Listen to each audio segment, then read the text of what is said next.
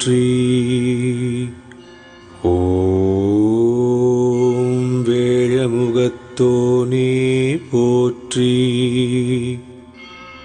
ஓம் ஐங்கரனே அருள் புரிவாய் போற்றி.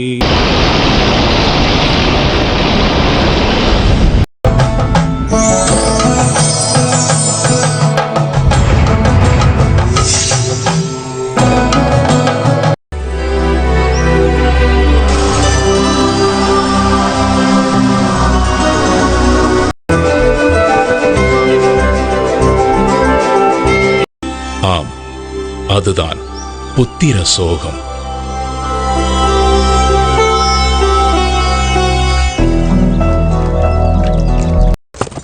இதோ நம் மன்னர் தான் எவ்வளவு திறமையாக நம் ராஜ்யத்தையும் மக்களையும் வழி நடத்துகிறார். இப்படி ஒரு வேறு வழி ஏதும் தோன்றவில்லை.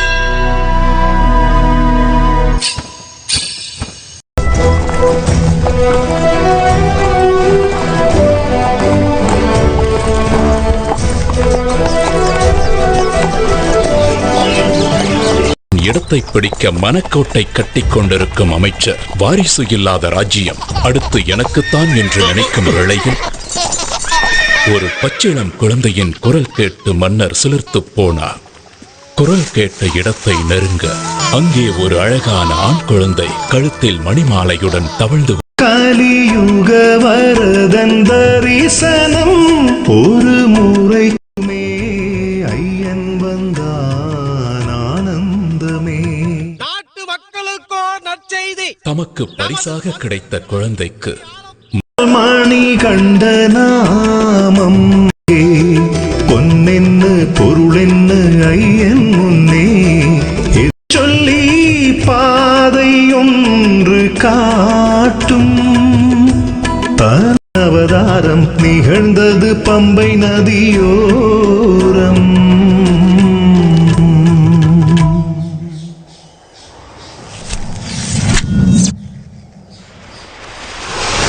இருக்க முடியாது.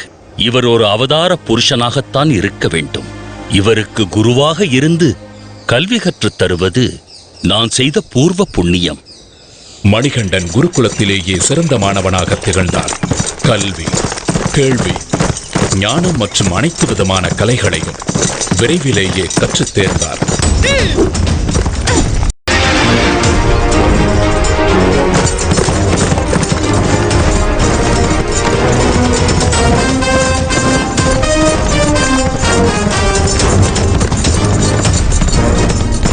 பயிற்சிகளையும் அஸ்திர வித்தைகளையும் சத்துருக்களை அழிப்பதற்கும் தைரியமாக எதிர்கொள்வதற்கும் உதவும் கலரி, அபியாயசம் போன்ற கலைகளையும் கற்றுத் தேர்ந்தார்.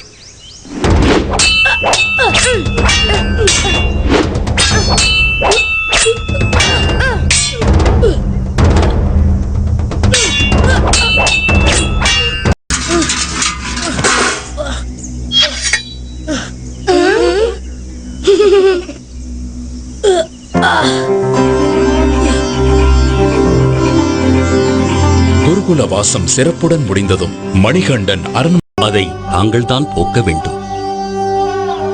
குருவே, தங்கள் மனதை ஆட்கொண்டிருக்கும் துயரம் என்ன என்பதை நான் அறிவேன். அந்த துயர் துடைக்கும் சரியான தருணமும் இதுவே.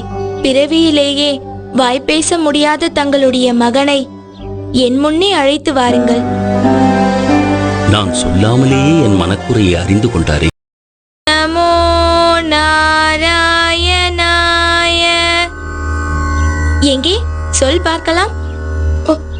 ஓம் நம சிவாய. அப்படித்தான், பேசு. உங்களுக்கு மட்டுமே தெரிந்ததாக இருக்கட்டும் குருவே. என்னுடைய அவதார நோக்கம் முடிந்த பிறகு என்னை தரிசிக்க வரும் பக்தர்களுக்கு உத்திர நட்சத்திரமாக நான் காட்சி அளிப்பேன். இதுவே நான் தங்களுக்கு தரும் குரு தட்சணை. வருகிறேன் குருவே. இருக்கின்றான். அறிவுக்கு மட்டும் பஞ்சமா என்ன? என் கண்ணே பட்டுவிடும் போல் இருக்கின்றதே. அப்படித்தான் ஆனது. தாய் மகனின் பாசத்தில் விதியின் கண் பட்டுவிட்டது. காரணம், கோப்பெருந்தேவியின் வயிற்றில் பெற்றெடுத்த இளவரசன் ராஜராஜனே. அம்மா, பாலில் விஷத்தை கலந்தார்.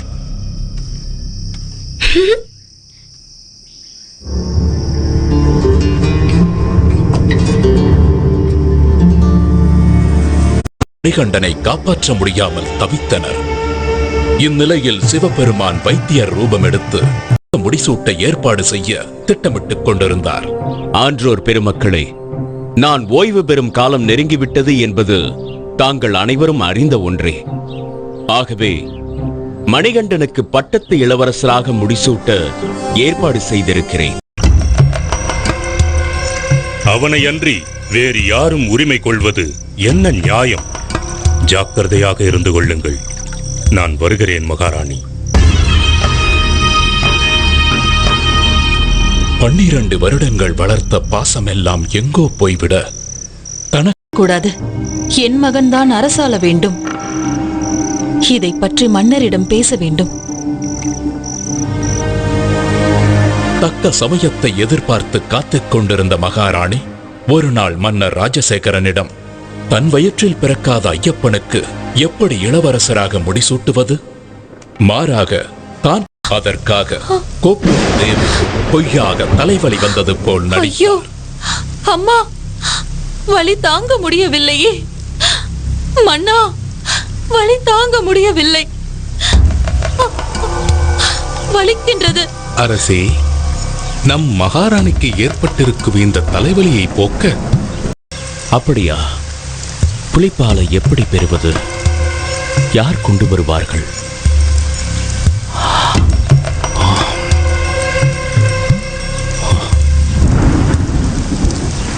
தந்தையே, தாயின் தலைவலியை போக்க நானே காட்டிற்கு சென்று புலிப்பாலை கொண்டு வருகிறேன். சிவபக்தரான மன்னர் ராஜசேகரன் ஐயப்பனை வழி அனுப்பும் முன் ஈசனை வழிபட்டு முக்கண் தேங்காய் ஒன்றை இறை கடாட்சமாக எடுத்து ஐயப்பன் கொண்டு செல்ல கொடுத்தார். கூடவே உணவுப் பொருட்கள் சிலவற்றையும் போட்டு அதை இருமுடியாக கட்டி ஐயப்பனிடம் கொடுத்து வழி அனுப்பி வைத்தார். மட்டுமல்ல, எண்ணத்திலும் உருவத்திலும் கொடூரமானவள். பார்ப்போரை அச்சமூட்டும் அரக்கத்தனத்தின் மொத்த உருவாக தோன்றினாள்.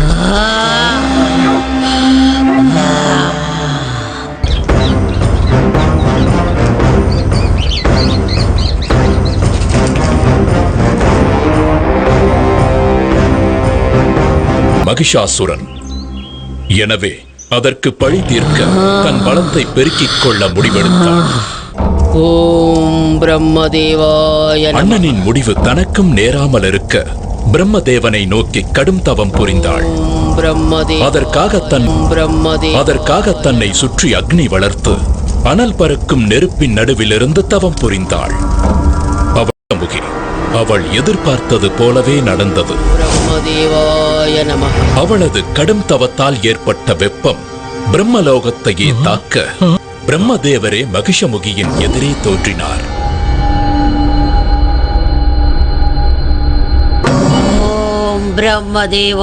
மகிஷமுகியே, உன் கடும் தவத்தால் நான் மனம் நெகிழ்ந்தேன். கண் திற. வணங்குகிறேன். நீ எப்படி யாரால் இறக்க வேண்டும் என்று நினைக்கிறாயோ அந்த வகையில் உனக்கு மரணம் சம்பவிக்க நான் வரம் தருகிறேன். பிரம்மதேவா, நீர், நிலம், நெருப்பு, காற்று மற்றும் எந்த விதமான நோயாலும் ஆயுதத்தாலும் எனக்கு மரணம் ஏற்படக்கூடாது. பஞ்சாச்சரத்தினாலான சிவனுடைய அம்சமும் அஷ்டச்சரத்தினாலான விஷ்ணுவின் அம்சமும் சேர்ந்த ஒரு பிறவியால் தான் எனக்கு மரணம் சம்பவிக்க.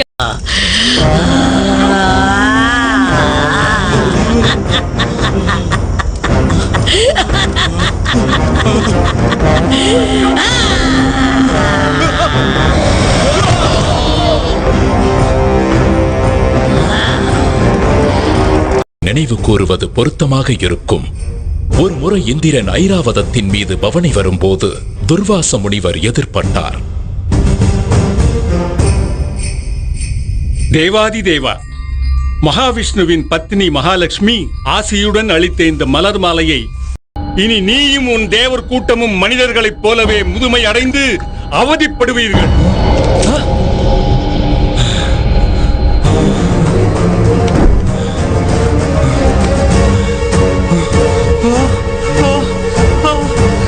என் உடல், என் கைகள், என்னை மன்னித்து விடுங்கள்.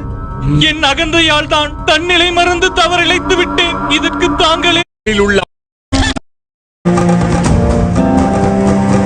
பரம்பொருளே, எங்களுக்கு அபயமளியுங்கள். நடந்ததை எல்லாம் நானும் அறிவேன். ஈசனே, எங்களுக்கு நேர்ந்திருக்கும் இந்த சங்கடத்திலிருந்து தாங்கள் தான். அதில் கிடைத்த அமிர்தத்தை அரக்கர்கள் மட்டுமே எடுத்துச் சென்றனர்.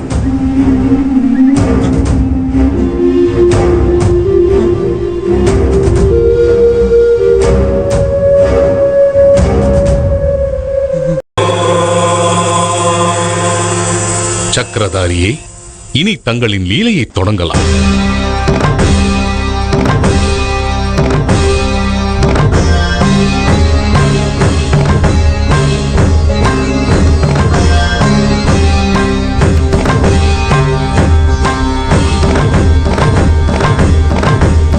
அரக்கர்களின் பலவீனத்தை புரிந்து கொண்ட விஷ்ணு அழகிய மோகினி அவதாரம் எடுத்தார்.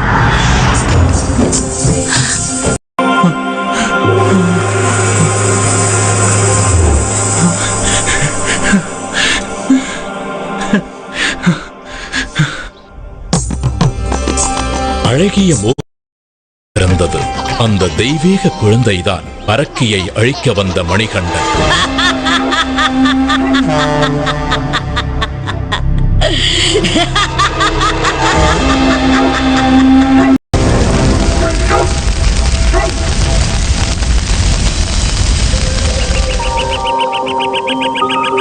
இந்த நிலையில் புலிப்பால் தேடி வந்த ஐயப்பன் அதே காட்டிற்குள் பிரவேசம் செய்தார்.